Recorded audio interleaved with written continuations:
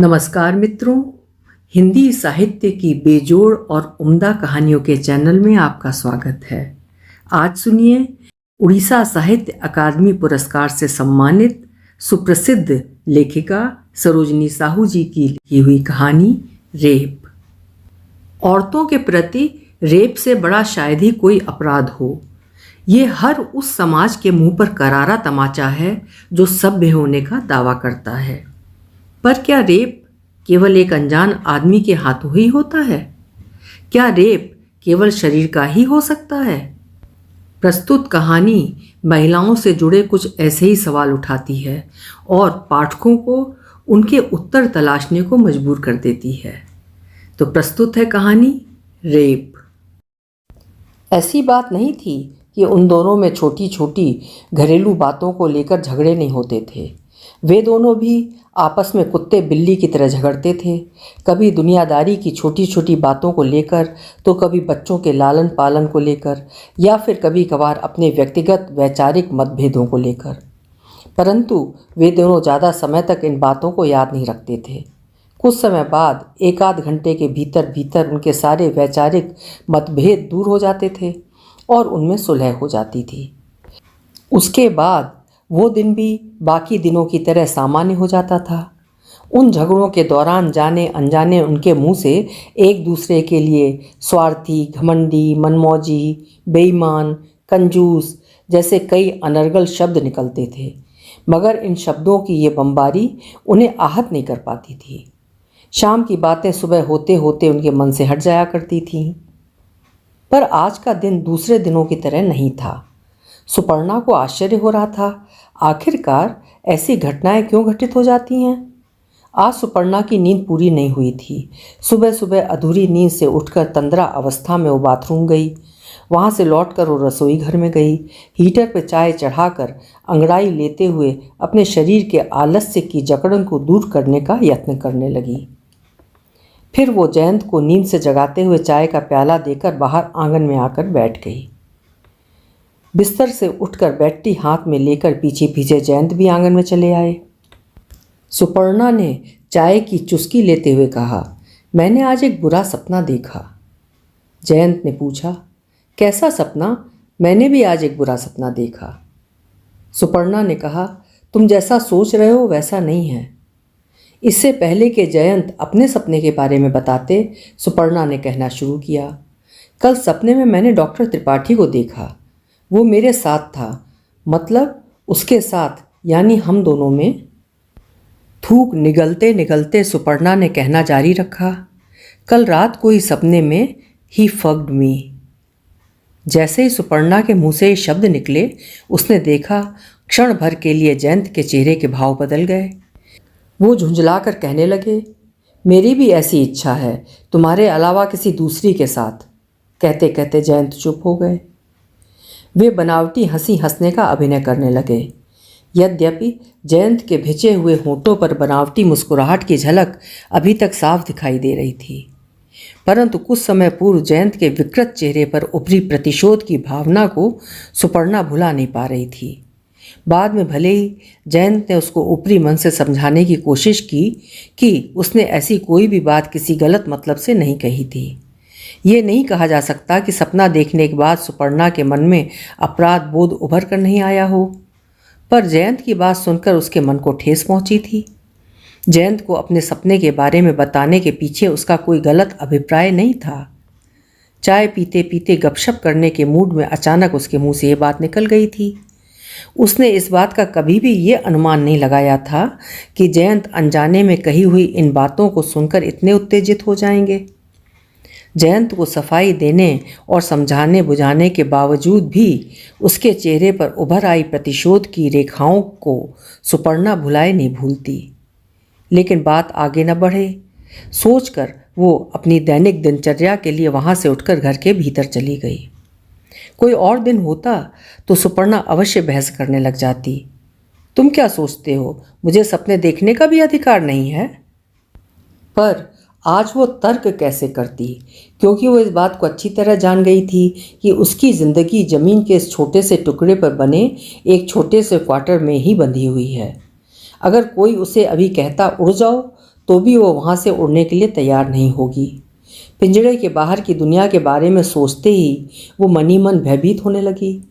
अगर कोई पूछता अगले जन्म में तुम क्या बनना पसंद करोगी, तो उसका उत्तर होता मैं पंछी बनूंगी। सुपर्णा के मन में ये ख्याल कभी नहीं आया था कि वो हमेशा के लिए इस चार दीवारी में कैद हो जाएगी। हर एक दिन दूसरे दिनों से अलग होगा और 28 साल की उम्र तक उसने जैसा जीवन बिताया था वैसा ही जीवन 30 साल की उम्र में उन्हीं दिनों की तरह बीतेगा। पति के लिए गरम गरम रोटियां सेको, लड़के के लिए राइम्स, इंजन और मॉर्निंग की स्पेलिंग्स याद कराओ और लड़की की त्वचा, दांत, बालों की सुरक्षा एवं सौंदर्य के लिए अपनाए गए घरेलू नुस्खों का उपयोग करो। इन सभी बातों के बीच सुपर्णा ये भूल चुकी थी कि वो एक ऐसी लड़की थी जिसने धवलेश्वर मंदिर में महानदी के किनारे सिगरेट के छल्ले उड़ाए थे। उसने कॉलेज के लड़कों की छींटा कसी की तनिक परवाह भी नहीं की थी। सुपर्णा वे बातें भी भूल गई थी कि उसने एक नौजवान के साथ इस विषय पर जोरदार बहस की थी। शायद उसका नाम कोई दास, अधिकारी या ऐसा ही कुछ उपनाम था। उसने उस नौजवान को मुंह तोड़ जवाब दिया था, तुम लोग औरतों के बारे में क्या सोचते हो? क्या उन्हें गाय, बकरी या भेड़ समझते हो? थोड़ा सा धुआं हम भी नहीं उड़ा सकते? भले ही ये उसका दुस्साहस था या उसकी मनमौजी प्रवृत्ति। शादी के 3 साल बाद तक जयंत के इस क्वार्टर में बंधकर नहीं रह पाती थी। इस छोटे से शहर में वो छटपटा कर रह जाती थी और मायके जाने के बहाने कटक या भुवनेश्वर चली जाती थी। जयंत, मैं तुम्हारे सीमित संसार में नहीं रह सकूंगी। मुझे उड़ने के लिए आकाश का फैलाव चाहिए। सुपर्णा भुवनेश्वर से लगातार पत्र लिखती रहती थी और जवाब न पाकर अंत में वो कुंठित होकर जयंत के पास लौट आती थी। नौकरी एक पराधीनता है, जानते हुए भी उसने एक बार निश्चय कर लिया था कि वो स्वतंत्र रूप से नौकरी करेगी। परंतु उसी समय डॉक्टर ने सलाह दी, ये तुम्हारा पहला इश्यू है, इस समय तुम्हें ज़्यादा यात्राएं नहीं करनी चाहिए। कम से कम 5 महीने तक फुल बेड रेस्ट करना तुम्हारे लिए ज़रूरी है। इन 5 महीनों के बेड रेस्ट के दौरान सुपर्णा का जीवन पूरी तरह बदल गया था। वो कई नई नई अनुभूतियों के साथ साथ तरह तरह की मानसिक जड़ताओं की शिकार होती जा रही थी। बस उसके बाद उसे ये याद भी नहीं रहा कि उसे केवल माँ ही नहीं बल्कि एक पंछी बनकर खुले गगन में उड़ना भी था। वो सोच रही थी उसे अपनी पीठ पर बच्चे बांधकर बंजारिन हो जाना चाहिए था।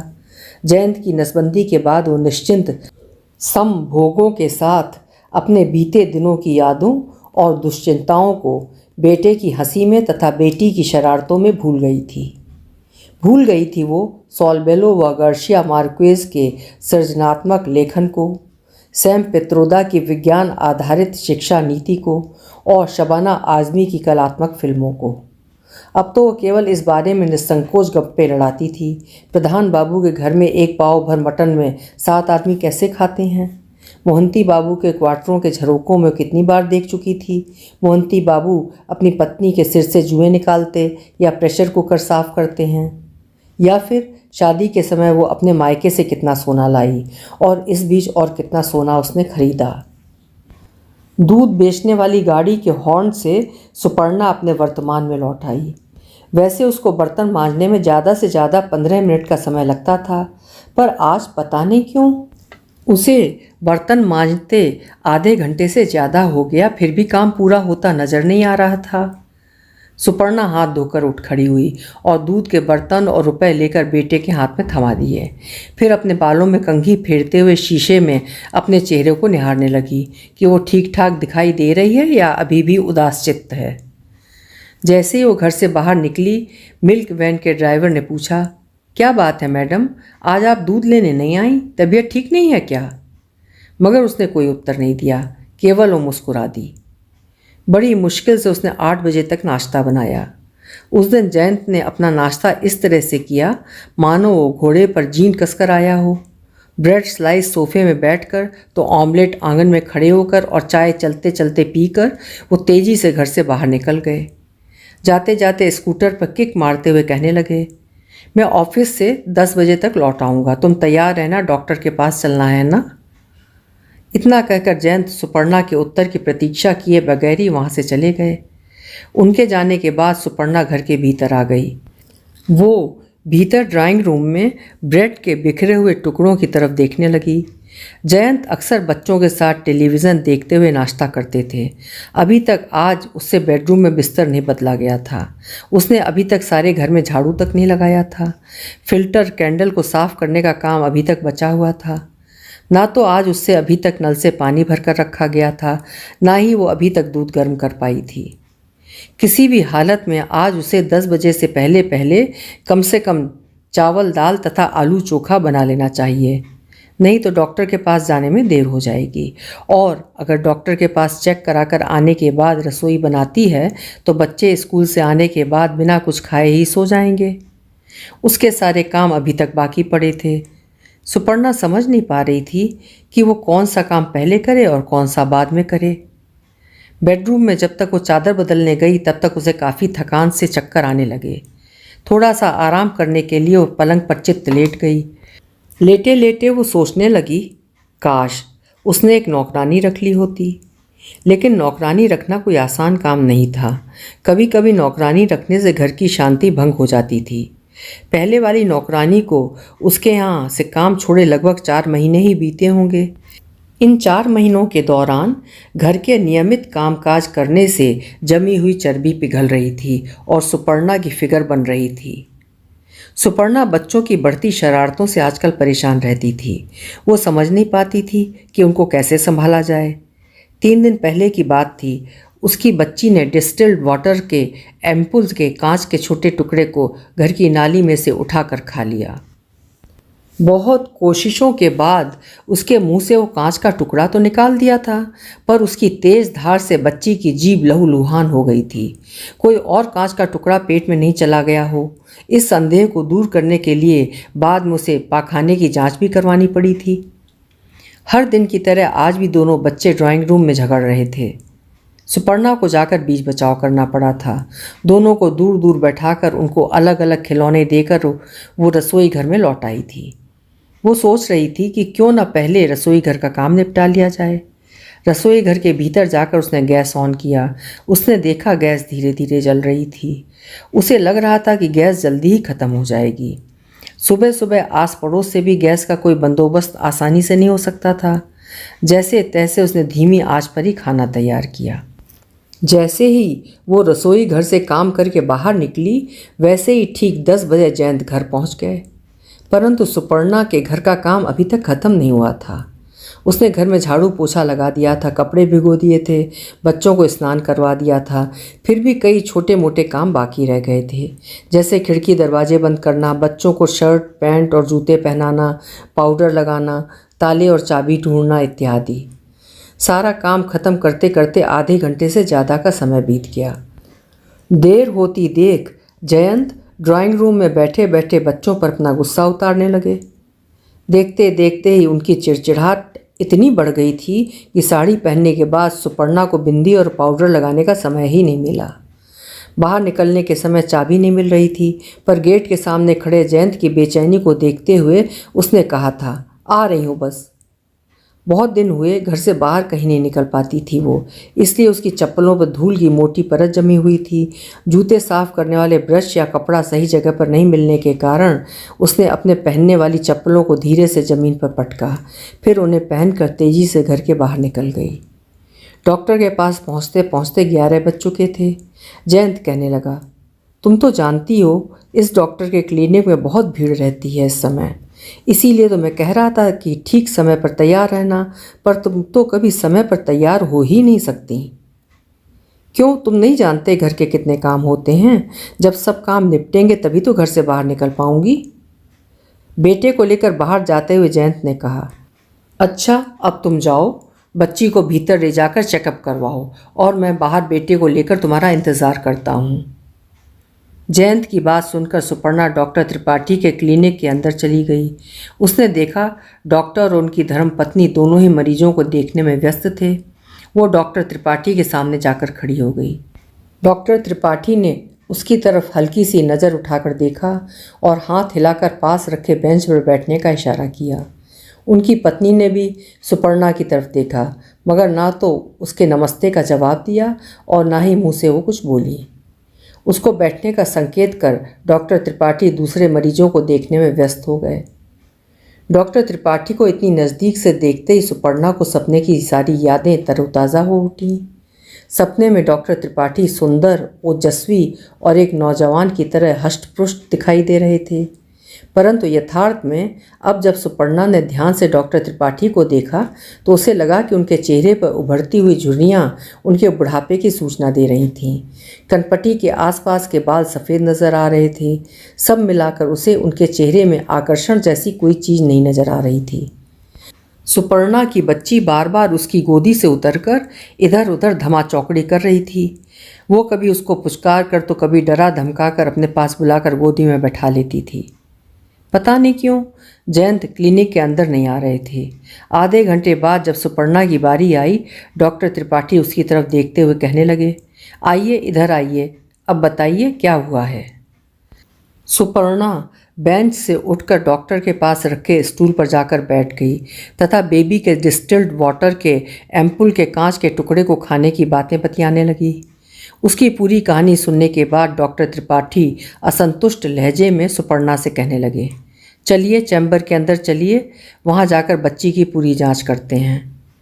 चैम्बर के अंदर जाते ही डॉक्टर त्रिपाठी ने सुपर्णा को बच्चे को सही ढंग से लालन पालन के मामले में बढ़ती हुई लापरवाही पर नाराज़गी व्यक्त करते हुए लड़की को टेबल पर सीधे लिटाने के निर्देश दिए। उसके बाद उन्होंने लड़की के पेट को अपनी दाईं हथेली से धीरे धीरे दबाया, मुंह खुलवाकर गले की जांच की तथा टंग डिप्रेसर से जीभ दबाकर मुंह के अंदरूनी भागों को बारीकी से सावधानीपूर्वक देखने लगे। कटी जीभ पर दबाव पड़ते ही दर्द के मारे बच्ची छटपटाने लगी। उसको छटपटाता देखकर डॉक्टर गुस्से में आकर कहने लगे, क्या आपको बच्चे को ठीक से पकड़ना भी नहीं आता? इस तरह पकड़िए, सिर के दोनों तरफ से हाथ ऊपर की तरफ ले जाकर हाथों को सिर से सटाकर रखिए। बच्ची की पूरी मेडिकल जांच हो जाने के बाद डॉक्टर त्रिपाठी कहने लगे, घबराने की कोई बात नहीं है, दवाई देने की ज़रूरत नहीं पड़ेगी। इतना कहने के बाद वो अपनी कुर्सी पर आकर बैठ गए। सुपर्णा ने पर्स खोलकर फीस आगे बढ़ाई तो उन्होंने उसकी तरफ देखे बिना ही रुपए लेकर टेबल के ड्रॉर में डाल दिए। औपचारिकतावश धन्यवाद करते हुए सुपर्णा क्लिनिक के बाहर निकल गई। जयंत क्लिनिक के बाहर खड़े होकर कब से उसके आने का इंतज़ार कर रहे थे। उसको बाहर आते देख बेटा चॉकलेट के लिए जिद करने लगा। जयंत को इंतज़ार में बाहर खड़ा देख वो सोचने लगी, उन्हें कम से कम एक बार तो क्लिनिक के अंदर आना चाहिए था, एक बार तो डॉक्टर से बेबी के इलाज के बारे में पूछना चाहिए था। खैर ये भी छोड़ो, क्लिनिक से बाहर निकलने के बाद अभी तो कम से कम डॉक्टर ने बच्ची के इलाज के बारे में क्या बताया पूछ लेना चाहिए था। इतना पूछ लेने मात्र से उसके मन को थोड़ा सा संतोष तो हो जाता, परंतु जयंत ने कुछ भी नहीं पूछा। पास वाली दुकान पर जाकर सीधे बच्चों के लिए चॉकलेट खरीदी और बिना कोई बात किए वे सब घर को वापस आ गए। रात को सोने से पहले सुपर्णा ने आंगन में खुलने वाली खिड़कियों को बंद किया। फिर वो वॉश बेसिन पर जाकर हाथ धोने लगी। तभी उसे याद आया कि उसने रात को पीने के लिए पानी का लोटा नहीं भरा है। अक्सर पाँव धोने के बाद उसे रसोई घर में जाना पसंद नहीं था, क्योंकि रसोई घर की चिकनाहट उसके पाँवों को चिपचिप कर देती थी। अगर वो जयंत को पानी भरने के लिए कहती तो क्या आज वो उसकी बात मानते? पता नहीं क्यों आज उनके ऊपर उसको विश्वास नहीं था, इसलिए वो स्वयं ही रसोई घर में जाकर पानी का लोटा भर लाई। फिर उसने रसोई घर में रखे दूध के बर्तन फ्रिज में रख दिए। डाइनिंग टेबल की कुर्सी पर पड़े अस्त व्यस्त कपड़ों को सजा कर रख दिया। बेडरूम में जाने से पूर्व उसने ड्राइंग रूम में लाइट और पंखा स्विच ऑफ कर दिया। जैसे ही उसने बेडरूम में प्रवेश किया, जयंत कहने लगे, अगर तुम्हें कुछ पढ़ना नहीं है तो कमरे की लाइट ऑफ कर दो। आदतन सुपर्णा सोने से पहले कुछ पढ़ती थी, मगर आज उसे ऐसे लग रहा था कि उसे पढ़ते पढ़ते नींद आ जाएगी और वो कमरे की लाइट ऑफ करना भूल जाएगी। यही सोचकर अनिच्छापूर्वक उसने कमरे की बत्ती बुझा दी। मच्छरदानी ऊपर कर वो जैसे ही बिस्तर पर आई, उसे ऐसा लगने लगा मानो थकावट से उसका शरीर चूर चूर हो गया हो। कुछ देर बाद दोनों शरारती बच्चे गहरी नींद में सो गए। तभी उसने अनुभव किया कि जयंत का हाथ उसकी कमर की तरफ धीरे धीरे बढ़ रहा था। उसने जयंत के हाथ को धीरे से अपनी कमर पर से हटा दिया। कई दिन बीत चुके थे। उन दोनों के बीच किसी भी तरह का कोई संसर्ग नहीं हो रहा था और ऐसे भी आजकल इस सब के लिए कोई इच्छा पैदा ही नहीं हो रही थी, मानो उसका सारा उत्साह अपने आप खत्म हो गया हो। जयंत फिर एक बार अपना हाथ सुपर्णा की कमर पर रखकर सहलाने लगे। धीरे धीरे सहलाते हुए वो सुपर्णा को कहने लगे, आज तो तुम्हारे सपने में आने वाले डॉक्टर त्रिपाठी से मुलाकात हो गई ना? जयंत की ये बात सुनकर सुपर्णा चकित रह गई। उसे ऐसा लगा जैसे किसी ने कसकर उसको तमाचा मार दिया हो। उनके हंसते हंसते ये कहने का अंदाज कुछ इस तरह था कि सुपर्णा अपने अंतर मन में घोर अपमान अनुभव करने लगी। उसने पलटकर मध्यम रोशनी में जयंत के चेहरे को देखने की कोशिश की, पर उनका चेहरा अंधेरे में दिखाई नहीं दे रहा था। अगर इस समय कोई सुपर्णा के चेहरे की तरफ देखता तो उसके चेहरे पर जयंत के प्रति घृणा के भाव स्पष्ट दिखाई देते। वो अपने अपमान के जहरीले घूंट किसी तरह पी गई। उसे लगने लगा मानो किसी ने अभी अभी उसके साथ रेप किया हो। अभी आप सुन रहे थे उड़ीसा की सुप्रसिद्ध लेखिका सरोजनी साहू जी की लिखी हुई कहानी रेप। आपको कहानी कैसी लगी कमेंट बॉक्स में ज़रूर लिखिएगा। अगर मेरी कहानी किसी भी तरह लेखिका सरोजनी साहू जी तक पहुंचती है तो मैं सबसे पहले उनसे क्षमा चाहती हूं कि मैंने उनकी अनुमति के बिना उनकी कहानी को पाठन किया, लेकिन मैंने उससे पहले गूगल पर, इंटरनेट पर उनका कॉन्टैक्ट नंबर, ईमेल आईडी बहुत सर्च की लेकिन मुझे नहीं मिली। लेकिन उनकी ये कहानी मुझे इतनी संवेदनशील लगी कि मैं बिना पढ़े मान नहीं पाई।